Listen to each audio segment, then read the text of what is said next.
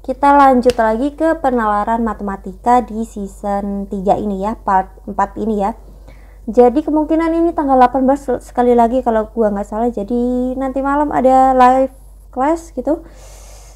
Yang gua kasih bonus PDF soal season 3, berarti ada 25 soal pengetahuan umum atau penalaran umum, ada 25 soal kemampuan kuantitatif, ada 25 soal penalaran matematika kayak gitu ya. Jadi kita bisa santai-santai ngerjainnya kayak gitu.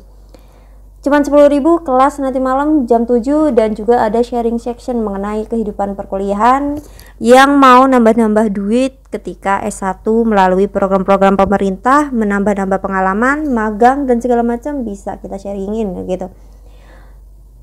Jadi langsung saja ke soal 16 di penalaran matematika Hana Toolset.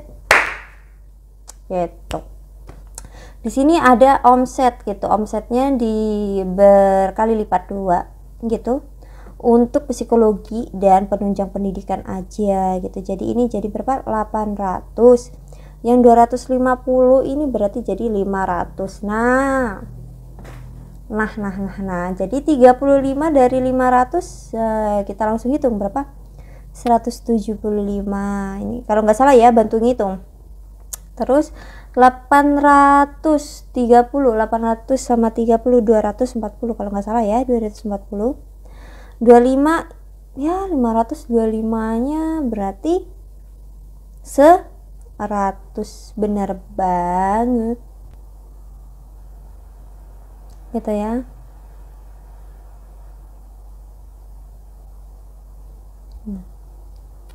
Nah,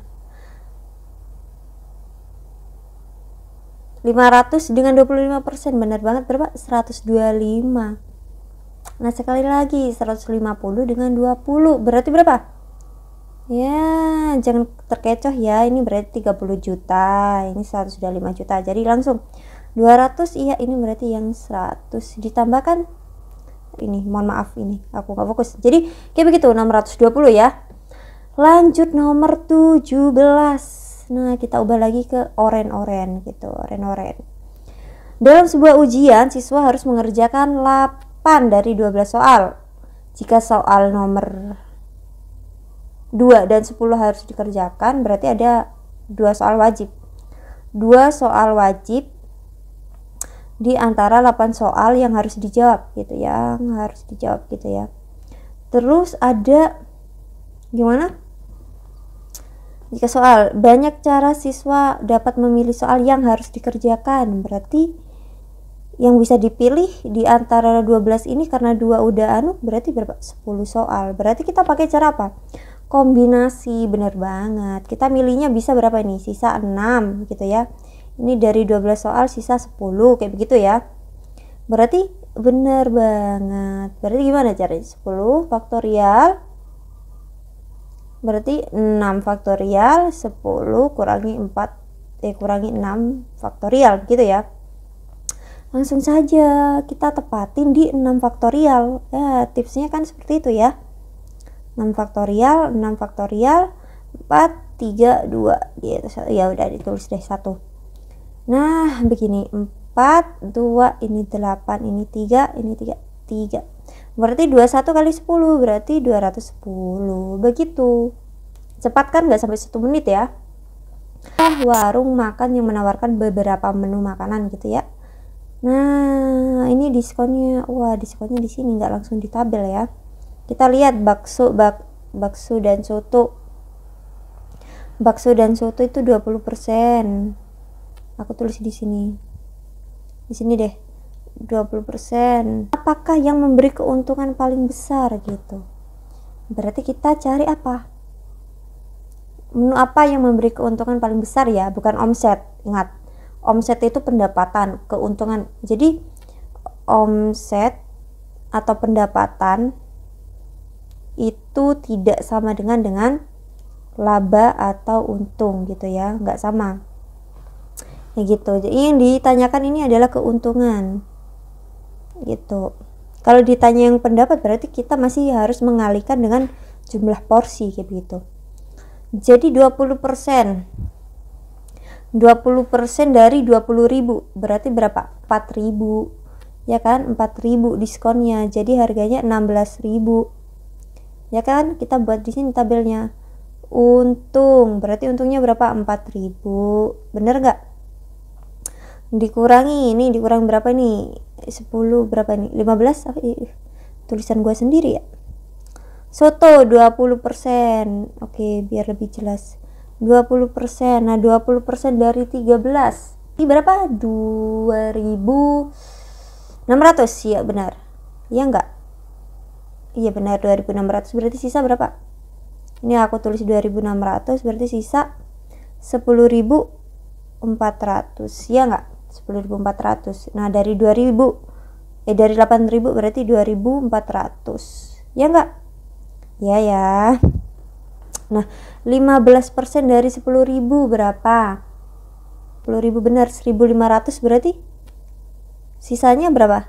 8.500. Ah, ini untungnya 1.500 gitu.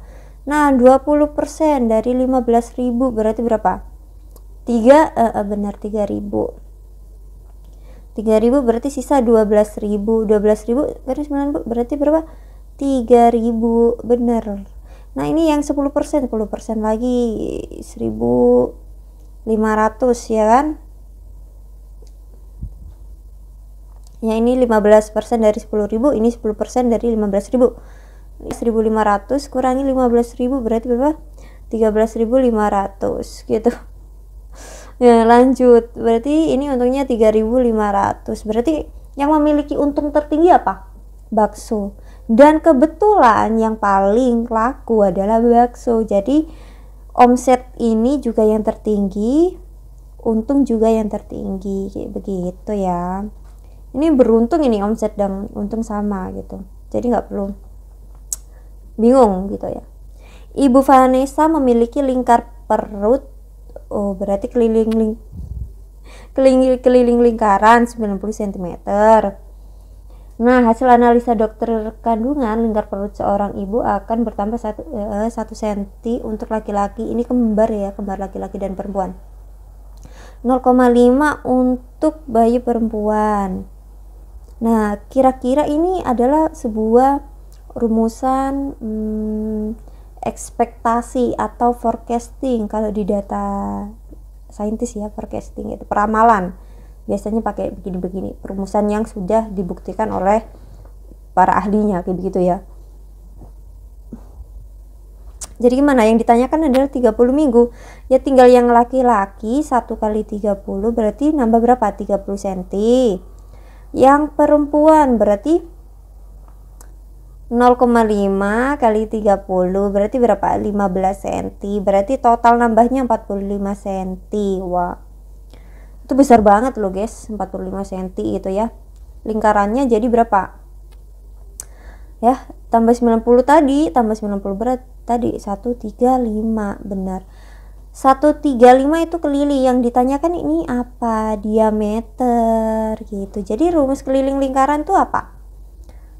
Pi D gitu ya, atau Pi 2R gitu ya. Yang ditanya D kebetulan, berarti ini tinggal 135, ini 22/7 D. Nah dihitung dah tuh berapa? 35 kali 7, 135 kali 7 bagi 22, siapa sih itu? Oke, lanjut. Apakah kelihatan mengantuk? Berapa hasilnya? Benar, 42,95, atau bisa kita bulatkan menjadi 43 gitu ya. Screenshot. 20 ini gampang ya. Gimana? Dicerminkan Y sama dengan min X.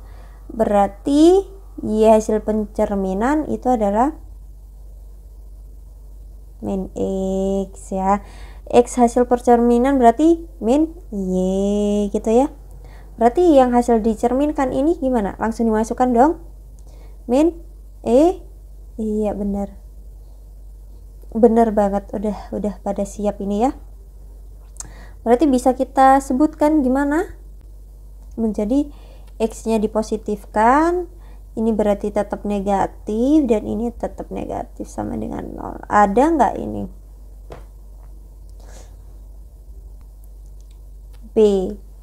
Bener banget gitu, Besti.